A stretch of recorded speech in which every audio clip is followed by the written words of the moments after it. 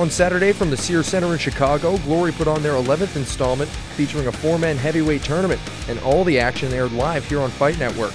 In the first semi-final of the night, Turkish kickboxing veteran Gokhan the Rebel Saki faced off against number 6 ranked heavyweight Rico Verhoeven. Within the first 10 seconds of the opening round, a questionable knockdown was scored for Verhoeven after Saki fell to the floor by getting hit with a punch to the shoulder. Saki immediately got back up and looked to land his trademark combos on his opponent. The 24-year-old Verhoeven showed he was not intimidated and always came forward, not letting Saki set anything up. In the second, it was a back-and-forth battle as Verhoeven made good use of leg kicks, while Saki periodically let his fist fly with lightning-fast combos. In the final frame, Verhoeven looked the fresher of the two men and stayed busy by mixing up his strikes and making Saki miss. After the bout, the judges awarded the majority decision to Verhoeven, who moved on to the tournament finals with the upset.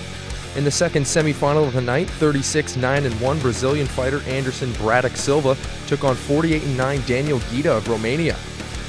There was no feeling out process as both men went right after each other, with Ghita landing vicious kicks to his opponent's body and legs, while Silva displayed his fast hands.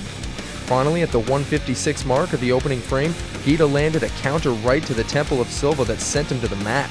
His guard, it's a common mistake. And Ghita is down. Or excuse me, Silva is down. Ghita, a huge fan favorite here. Silva got to his feet but was very wobbly, which caused the referee to wave off the fight. Ghita earns his 38th career KO and faces Rico Verhoeven in the tournament finals. Also on the card, Joseph Bazooka Joe Valtellina of Canada took on the much more experienced Kareem Gaji of France in a welterweight showdown. It was a very competitive bout as both men found success in their exchanges. However, the Canadian did damage, especially with his leg kicks that took their toll on Gaji as time went on. In the third and final round, Gaji looked worn out, but still came forward until Valtellina wobbled him with a spinning back fist and then finished him off shortly after with a flurry. With this impressive victory, Bazooka Joe moves to 10-1. In another attraction, Tyrone King of the Ring Spong faced off with Nathan Corbett in a rematch which saw their first fight ending in a controversial no contest.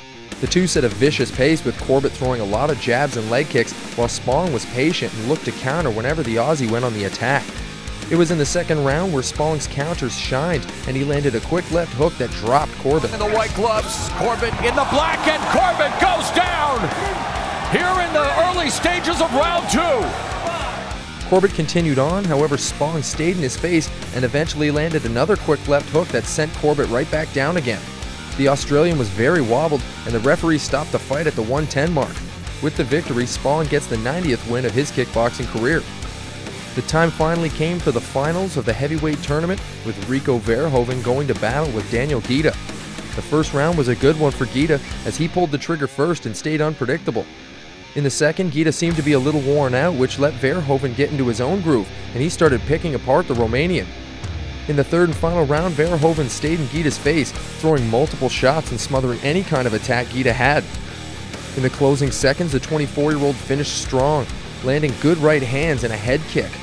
After 3 rounds, the judges awarded the unanimous decision to Verhoeven, who walks away with the Glory Heavyweight Tournament belt and $250,000.